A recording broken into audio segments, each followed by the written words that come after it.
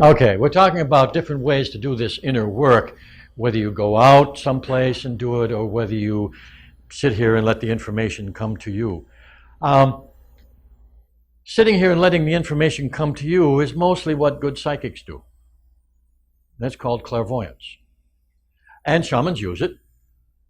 And perfectly valid, there's nothing wrong with it. It's mostly an observational kind of a technique, but it's perfectly good.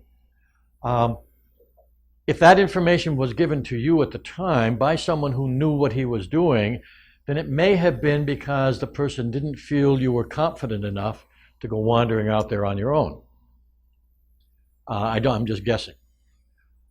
Because wandering out there and going out is another way to do it. But see, there's an assumption today that all shamans do is go on journeys. That's the essence of shaman work. And that isn't so. Shamans do all kinds of things. It's different nowadays because there are so many rules to follow. So not so many shamans are surgeons anymore, unless they have a license to practice.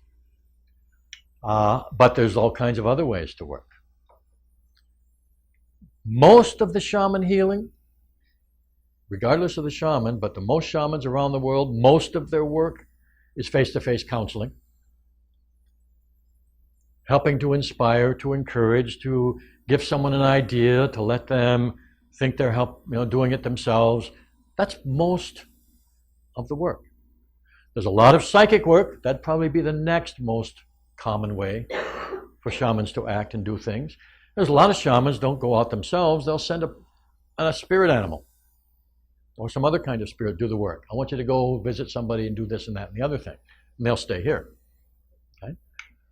And that's a different way to work. Journeying is actually, in the traditional practices, close to a last resort kind of thing you do. Okay? You might go out more often to gain knowledge and skill, but to go out to heal, that's not the first thing you do.